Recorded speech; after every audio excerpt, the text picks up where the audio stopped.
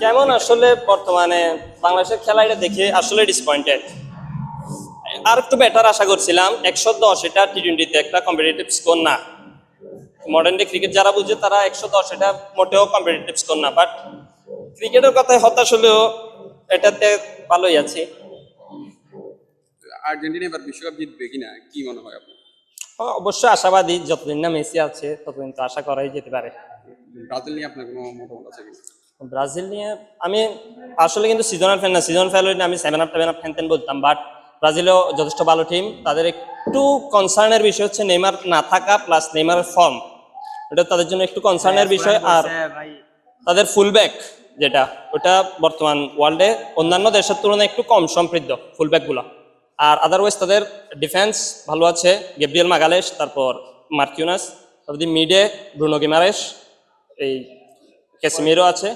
আর striker কি বলবো, রাফিনহিয়ার একটু খারাপ ফর্ম যাচ্ছে, আদারওয়াইজ ভিনিও গোল স্কোর করছে।